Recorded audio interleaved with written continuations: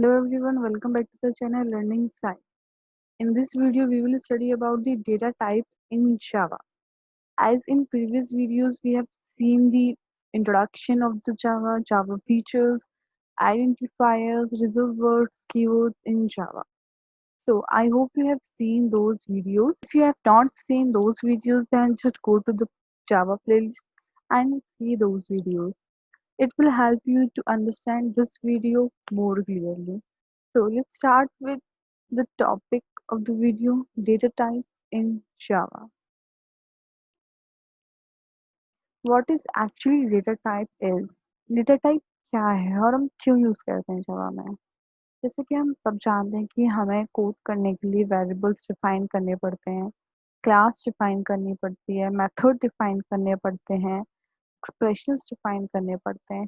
तो of course ये किसी ना किसी टाइप के होंगे। जैसे हमने एक नॉर्मली वेरिएबल डिफाइन कर दिया, हमें उसका टाइप ही नहीं पता, तो हमें पता ही नहीं चलेगा कि हम उसमें क्या स्टोर करें, कोई स्टेटमेंट, कोई डिजिट या फिर कोई डेसिमल में नंबर। इसलिए हम हर किसी का एक टाइप स्पेसिफाई करते हैं, क्योंकि हमने जावा फीचर्स में पढ़ा था कि जावा टाइप बेस्ड लैंग्वेज है। इसमें हर चीज़ का टाइप डिफाइन होता है। Okay, as you can see here, every variable has a type, every expression has a type, and all types are strictly defined in Java. Okay, and every statement should be checked by the compiler by the type compatibility. And इसलिए हम बोलते हैं कि जावा एक strongly type language है। मैंने आपको ये बताया होगा जावा फीचर्स की वीडियो में। अगर आपने नहीं देखी है तो आप एक बार उसे जाएं, गो थ्रू हो जाएं, आपको ज़्यादा अच्छे से क्लियर आएगा। Okay, now let's move forward and see how many types of the data types are available in Java. As you can see here, data types are categorized into two groups, primitive and non-primitive data types. जो primitive data types हैं उनकी चार category होती हैं, एक integer, एक float, एक character, एक बूलियन। और जो नॉन प्रिमिटिव होता है उसमें हमारे क्लासेस, इंटरफेसेस, एरेज और स्ट्रिंग, ये सब कुछ आते हैं। तो हमारा जो मेनली फोकस होगा वो प्रिमिटिव डेटा टाइप्स पर होगा, क्योंकि उन्हें हमें खुद से डिफाइन करना पड़ता है। जो नॉन प्रिमिटिव डेटा टाइप है वो जब हम ये टॉपिक्स पढ़ेंगे, इंटरफेसेस, एरे, स्ट्रिंग वगैरह, तो आपको खुद ब खुद क्लियर हो जाएंगे। ओके, तो let's focus on the primitive data type. जो प्रिमिटिव डेटा टाइप्स है वो हमारी तीन कैटेगरी में डिवाइड होता है। एक न्यूमेरिक डेटा मीन्स हमें अगर अपने कोड में कोई न्यूमेरिक डेटा चाहिए तो हम उसके लिए न्यूमेरिक डेटा टाइप यूज करते हैं। अगर हमें अपने कोड में कोई करेक्टर स्टोर कराना है किसी वेरिएबल में तो उसके लिए हम करेक्टर डेटा टाइप यूज करते हैं। और अगर हमें बूलियन चाहिए तो हम उसके लिए बूलियन यूज करेंगे। ओके, नाउ न्यूमेरिक में भी हमारे दो तरीके के होते हैं, एक तो नॉर्मल इंटीजर होते हैं और एक होते हैं फ्लोटिंग पॉइंट मीन्स जिसमें हम डेसिमल यूज करते हैं। इंटीजर में हमारे टोटल चार होते हैं, बाइट, शॉर्ट, इंट, लॉन्ग। और फ्लोटिंग पॉइंट में हमारे दो होते हैं, फ्लोट और डबल। इनमें डिफरेंसेस जो है वो सिर्फ साइज का डिफरेंस है। जैसे कि जो बाइट है वो सिर्फ 1 बिट बाइट का डेटा स्टोर करता है, 1 बाइट में सिर्फ 8 बिट का डेटा स्टोर करता है। जो शॉर्ट है वो 2 बाइट का डेटा स्टोर करता है, जो इंट है वो 4 बाइट का डेटा स्टोर करता है, और जो लॉन्ग है वो 8 बाइट का। ऐसे ही अगर हम फ्लोटिंग पॉइंट डेटा टाइप्स की तरफ देखेंगे तो जो फ्लोट है हमारा वो 4 बाइट का डेटा स्टोर करता है, और जो डबल है वो 8 बाइट। मीन्स जो डेटा टाइप्स हैं उनके साइज में डिफरेंस है और कुछ नहीं। इंटीजर अगर हमें डिफाइन करना है तो हम चारों में से कोई भी डेटा टाइप का यूज कर सकते हैं, लेकिन उसकी एक स्पेसिफिक साइज, एक स्पेसिफिक रेंज होती है। अगर हमें बड़ा इंटीजर चाहिए, कोई बड़ा इंटीजर स्टोर करना है तो हमें लॉन्ग लेना पड़ेगा, मीडियम है तो इंट, छोटा है तो शॉर्ट, और अगर हमें कोई नॉर्मल डिजिट जैसे 1 2 स्टोर करना है तो हम बाइट यूज कर सकते हैं। Okay, now let's see it's implementation, that how it is coded in Java. Okay, now let's go to the compiler to run the program and use this data type. Now we are using the online Java compiler. अगर आपके पास offline है तो आप उसे भी use कर सकते हैं। So now let's start with our first data type, byte. जैसे कि हम लोग प्रिमिटिव डेटा टाइप की बात कर रहे हैं तो उसमें हम सबसे पहले न्यूमेरिक जो कैटेगरी थी उसकी बात करेंगे। ओके, तो न्यूमेरिक कैटेगरी में हमारा पहला कौन सा आया था? इन न्यूमेरिक कैटेगरी में हमारे दो थे, एक था इंटीजर, एक था फ्लोट। इंटीजर में हमारे 4 थे, तो हम चारों का यूज़ करके देख लेते हैं एक बार। ठीक है, तो हम उन्हें कैसे डिफाइन करते हैं? जैसे हमें पहले डिफाइन करना है बाइट। ओके, आप याद रखें कि जावा में हम बैक स्लैश का यूज़ करके सिंगल लाइन कमेंट देते हैं, मतलब हमें सिर्फ एक लाइन, मुझे सिर्फ बाइट कमेंट देना है। अब मैं इसे चलाऊंगी तो कोई एरर नहीं देगा क्योंकि मैंने यहाँ पर बैक स्लैश का यूज़ किया है। अगर आपको मल्टी लाइन कमेंट देना है तो आप बैक स्लैश एस्ट्रिक फिर अपना कोई भी data then asterisk and then backslash, तो ये आपका हो जाएगा मल्टी लाइन कमेंट। तो इस तरीके से कमेंट दिया जाता है। I hope you understand. तो अभी हम सिंगल कमेंट का काम कर रहे हैं और हम कमेंट्स इसलिए देते हैं जिससे कि हमें पता चले हम अपने कोड में क्या कर रहे हैं, हमें उसकी इन्फॉर्मेशन मिलती रहे। इस डॉक्यूमेंटेशन का बहुत इम्पोर्टेंट रोल होता है हमारे जावा कोड में। जब हम बेसिकली बहुत बड़े बड़े कोड करते हैं, हमें नहीं पता कौन सी इन्फॉर्मेशन कहाँ है, तो पूरे कोड को पढ़ने के थ्रू हम सिर्फ इन डॉक्यूमेंट्स इन इन कमेंट्स पे ध्यान दे सकते हैं, जिससे हम बहुत इजीली समझ आ जाता है बिना कोड के लॉजिक को देखे। तो जैसे अभी मैं बाइट डेटा टाइप को परफॉर्म करने जा रहे हैं, तो मैंने कमेंट लिख दिया बाइट। ठीक है, नाउ लेट्स स्टार्ट। तो बाइट डेटा टाइप के लिए मैं क्या लिखूंगी? बाइट कीवर्ड यूज करेंगे, वेरिएबल का नेम मिल लिया ए, वैल्यू स्टोर करा दी 10।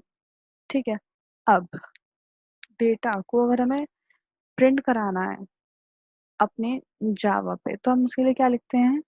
System dot out dot println. मैं अभी जब जावा का प्रोग्राम स्टार्ट करूंगी तो मैं आपको सब बताऊंगी कि आपने पब्लिक क्लास क्यों लिखा, पब्लिक स्टैटिक वॉइड मेन क्यों लिखा, system dot out dot println क्यों लिखा। अभी हमारा जो मेन मोटिव है वो सिर्फ डेटा टाइप्स को समझने का है।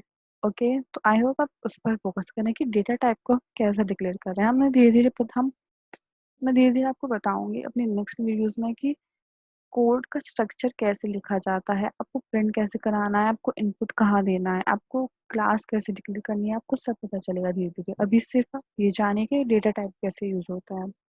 तो मैंने क्या बाइट कीवर्ड यूज किया, स्पेस वेरिएबल डिफाइन किया, उसकी वैल्यू दी और सेमीकोलन। फिर मैंने उस वेरिएबल को यहाँ पे करा दिया प्रिंट एंड सेमीकोलन।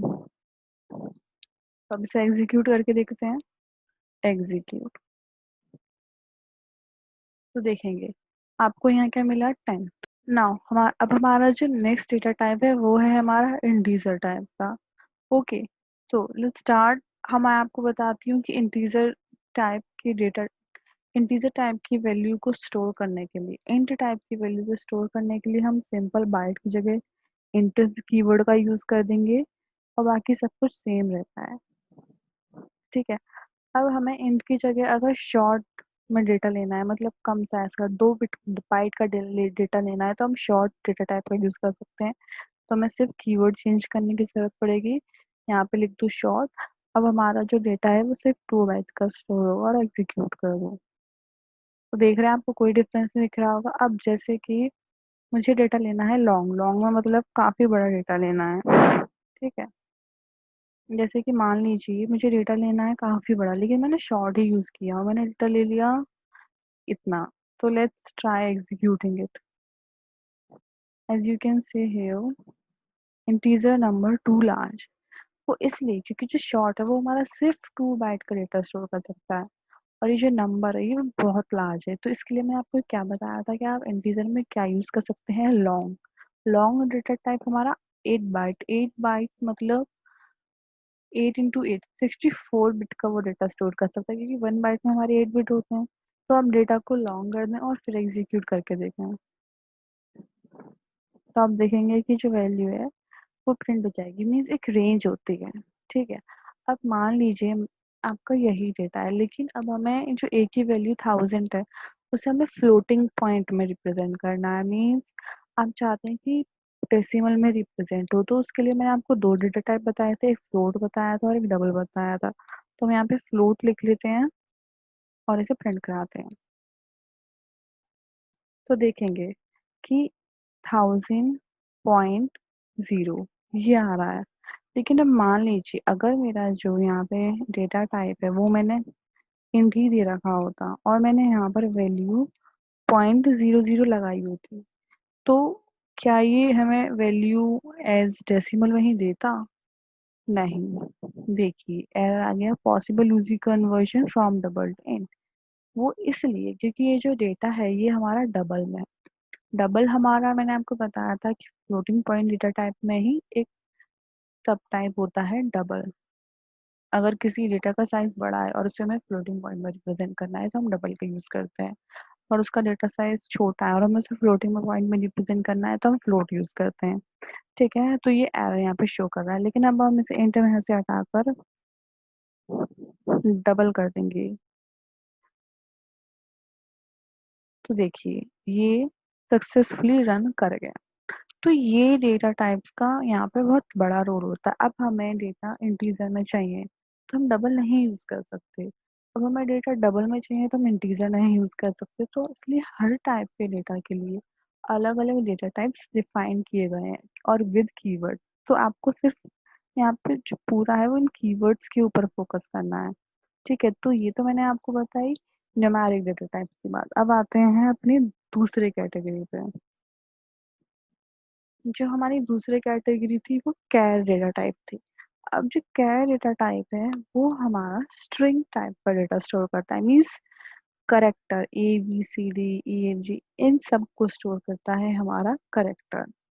ठीक है, और जो बूलियन है, Boolean data types means condition या तो सिर्फ ट्रू होगी या फॉल्स। अब कोई ऐसी वैल्यू हमें अपने प्रोग्राम में देनी है जिसकी कंडीशन सिर्फ ट्रू या फॉल्स हो, कोई ऐसा वेरिएबल जो सिर्फ ट्रू या फॉल्स दे हमें, तो वो वेरिएबल हम बूलियन टाइप का डिफाइन कर सकते हैं। अगर हमें कोई ऐसा वेरिएबल डिफाइन करना है जिसके अंदर करेक्टर स्टोर हो तो वो हम कैर टाइप का डिफाइन करेंगे। Okay, now let's compile them on the IDE। अब हम क्या करते हैं, एक कैर ले लेते हैं और वेरिएबल सी। कैर हमारा किस टाइप का डेटा लेता है? करेक्टर्स। करेक्टर्स लेता है तो चलो मैं अपना नाम लिख लेती हूँ। लिखा सेमीकोलन और मैंने यहाँ पे प्रिंट करा दिया अपना नेम।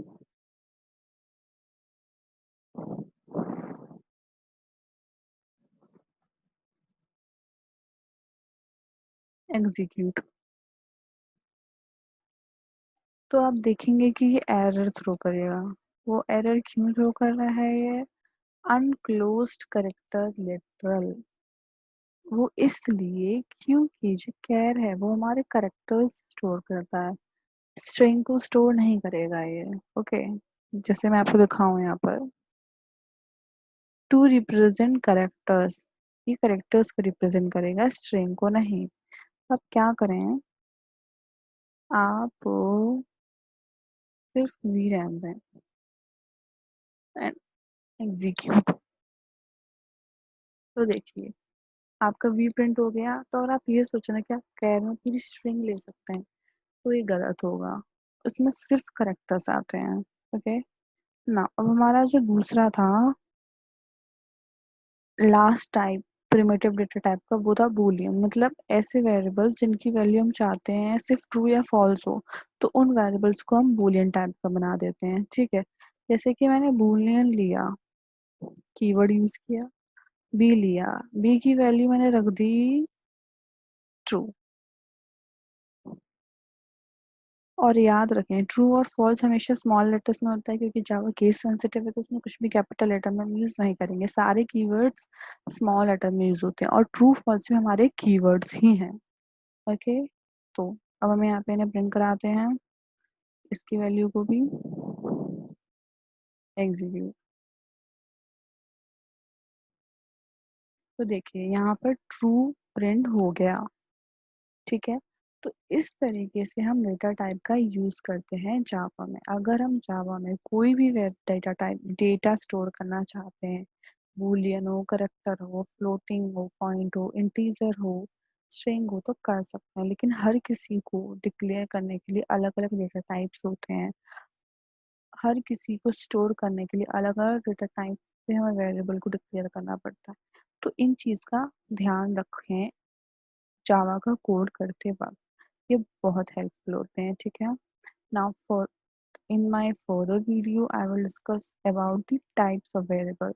मीन्स हमें कौन से वेरिएबल्स कहाँ कहाँ डिक्लेयर कर सकते हैं, कौन से वेरिएबल क्लास के बाहर, कौन से वेरिएबल मेथड के अंदर, कौन से वेरिएबल क्लास के अंदर, कितने टाइप के वेरिएबल्स होते हैं। तो ये सब कुछ हम अपनी नेक्स्ट वीडियो में डिस्कस करेंगे। And then we will discuss the one Java program. We will see step by step instructions how to do the Java program. Our first Java program we will see. Okay. Now I hope up to this you are clear. And still, if you have any type of problem, then you can message me in a comment section. I'll definitely try to resolve your problem. And if you like this video, it is useful, then please like, share, and subscribe. And don't forget to hit the bell icon. Thank you so much. Have a nice day.